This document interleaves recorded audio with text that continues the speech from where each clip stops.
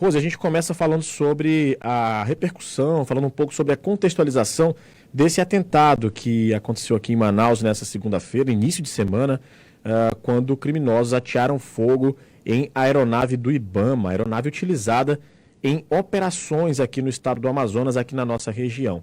Nós temos já a informação da Secretaria de Segurança Pública de que as câmeras de segurança registraram o momento desse atentado, que isso tudo foi repassado para a Polícia Federal e já há algumas especulações, né, algumas conjunturas que estão sendo analisadas. Não dá para a gente afirmar nada porque oficialmente nada foi divulgado, porém você traz para a gente uma contextualização no sentido de que há um histórico, de que quando são realizadas operações aqui de combate a crimes ao meio ambiente, nós temos retaliação, temos ataques à instituição, ao IBAMA principalmente, né?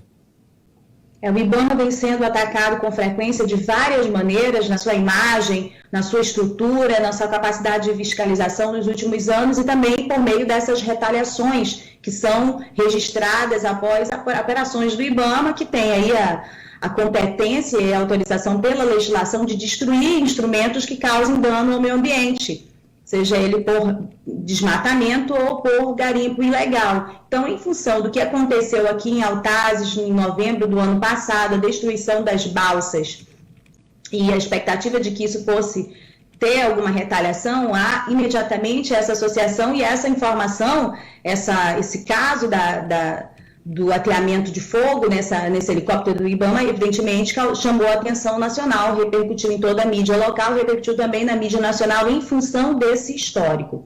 O que eu posso trazer aqui, que em relação ao que você destaca na abertura, que não se pode afirmar é que preciso esperar a investigação, o resultado da investigação que está a cargo da Polícia Federal, e espero que seja um resultado muito breve, porque é um caso muito grave não só por ser em relação à questão do IBAMA, mas também em relação ao contexto de Manaus. Manaus é uma cidade cada vez mais violenta, com menos freios, né? Não foi em qualquer lugar, um local central da cidade, e um ataque a um instrumento de fiscalização do Estado. Então é muito complicado que a gente não tenha respostas imediatas para esse tipo de ação, de crime. Mas eu consegui ouvir, Rafael, algumas fontes da Polícia Federal hoje, e assim, as fontes que eu ouvi, o que eles colocam é que há um entendimento deles que o crime organizado não costuma, o crime organizado ambiental, não costuma arriscar um segmento sem investigação prévia, então seria algo muito surpreendente que eles agissem dessa maneira.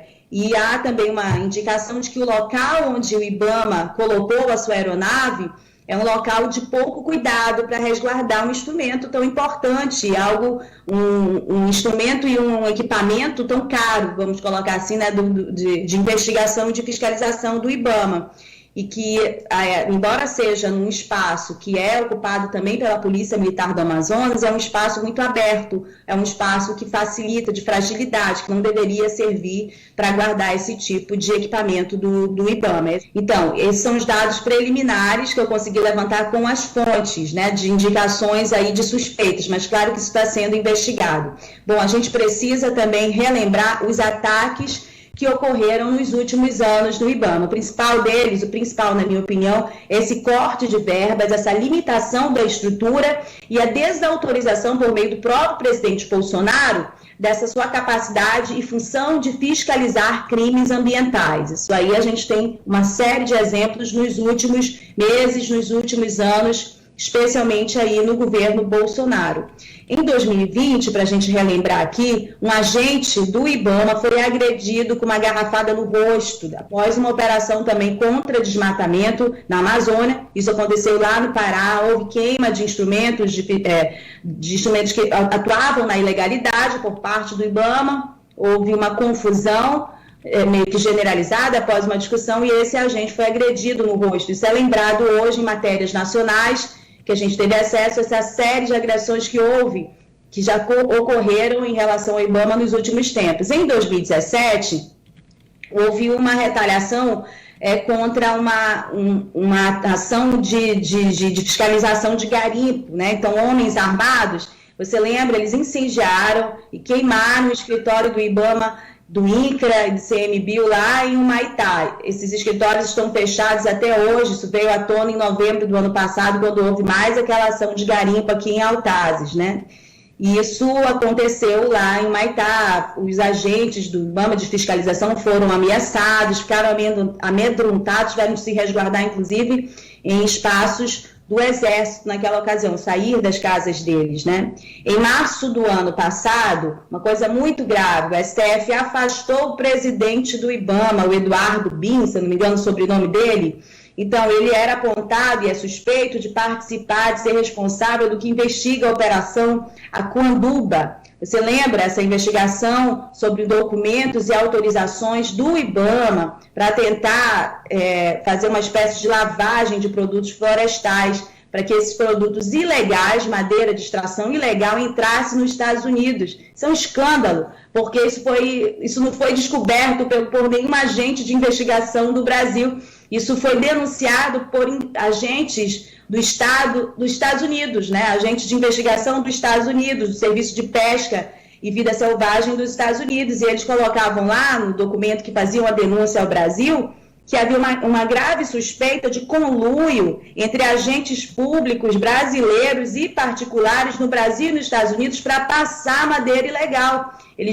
A madeira era apreendida, essa suspeita ainda está em investigação, e aí, meses depois, recebeu uma autorização sem uma fiscalização profunda do IBAMA, e elas saíam do país. Isso derrubou o ministro do Meio Ambiente, né? Então, assim, são as pessoas que eram nomeadas pelo Estado e que deveriam ter o maior zelo para que a ilegalidade não ocorresse, são as suspeitas de ilegalidade que foram denunciadas por outro país. Não foram descobertas no Brasil. Então, esse o histórico muito danoso, muito grave que nós temos aí do IBAMA, e não à toa uma circunstância dessa, que é uma circunstância muito grave, né, de um helicóptero queimado numa área central de Manaus, ela chama atenção pela circunstância da violência, mas também por envolver esse histórico relacionado ao IBAMA.